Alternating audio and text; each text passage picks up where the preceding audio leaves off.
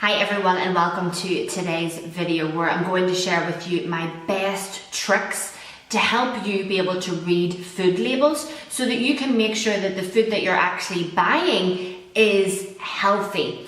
So food labels or food packaging can be very misleading. Sometimes you might buy something and you think it's healthy, but actually if you turn around and look at the label, you will see the nutritional information or the ingredients, and from there you can see that maybe the food isn't as healthy as you thought. So I don't think that you have to go around the supermarket and really investigate and look at all the food labels, definitely not. But I do think having a little bit of education and knowing the major things to look out for will really help you make better, healthier and informed food choices. So the first thing that I want you to look out for is sugar. So some food products, they're high in sugar, and how you will know that is if you turn around, look at the label, and if it has more than 22.5 grams of total sugars per 100 grams, that means that that product is high in sugar. Okay, so if it has more than 22.5 grams of total sugar per 100 grams, it is going to be high in sugar. It's a high sugar product, okay? So when you know that, you know, okay, if you look at something and it says, you know, okay, this is high in sugar. Maybe I don't want to buy that. Maybe you want to find an alternative, okay? And when you're looking for the alternatives, you maybe want to look for something that is then low in sugar. So what you'd be looking for is anything that has, say, less than 5 grams of total sugars per 100 grams, okay? So anything that has 5 grams or less per 100 gram is low in sugar. So that's really the first thing that you should sort of be looking out for, especially if you're looking at breakfast cereals, granolas. I think they're definitely the ones that you want to whiz around, look at the back of the pack, quickly have a look at the total sugars, and then you're able to see, okay, this is high in sugar, maybe I should look for an alternative, okay?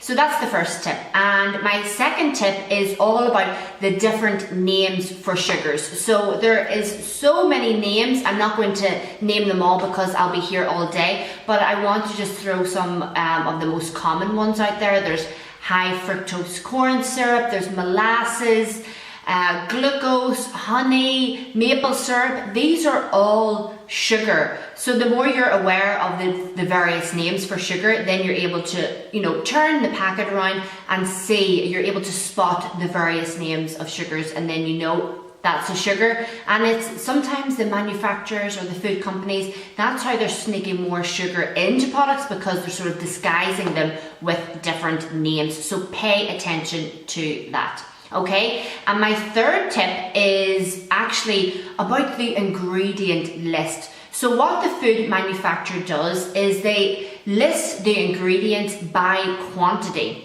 from the highest to the lowest. So what this means is the product or the ingredient that is number one, that's what they've used the most of in that product. So if you have the first 3 ingredients that are sugar, or they look very unhealthy within the first three ingredients, you know that that product is probably not very healthy and it's high in sugar, because that's what they've used the most of when they have been preparing it. So that gives you some sort of idea. If your product has, say for example, the first 3 ingredients are whole foods, you know, something that's nutritious, something that you can definitely identify, then you know that that product is probably healthy and it's probably a good choice. So that's something else that you want to look out for.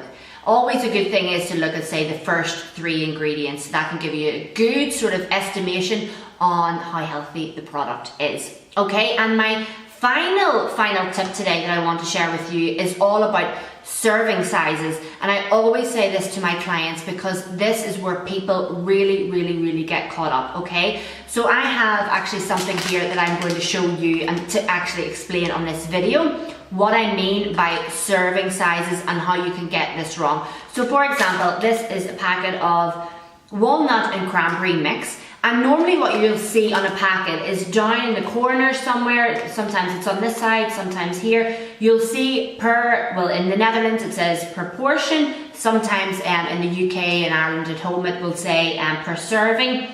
Then for example, here it says 30 grams, and then it will tell you the calories. So it says 145 calories. Now what happens is people think that this whole packet has 145 calories, but that is not correct. If you turn around to the back, you can actually see that this packet is 75 grams. So it's more than double of this, because here they say per portion, which is 30 grams, when in fact the packet is 75 grams. So this is the 145 calories, you're going to have to double it plus more. So in fact, this packet will have more than 300 calories and not the 145 that they say here at the bottom. So this is something to be very, very careful about. They will always say per serving, per portion at the bottom, and for you to know what's in the whole packet, you need to flip it around and see how many grams the actual packet is, and then you can sort of make the calculation. We all know it's very, very easy to eat these packets. You can eat that no problem, and you're thinking that it's 145 calories, but it's actually not. It's more than double. So watch out for that. These are the tips I wanted to share with you today. I think it can be really, really beneficial to you to know what are the best things to look out for when you're doing your grocery shopping. It can help you with your weight loss, but in general, it's just very good for your overall health to know what's in your food so you can make the best food choices. So I hope that helps. Any questions, leave them below the video, and I will see you soon in another video. Take care, bye.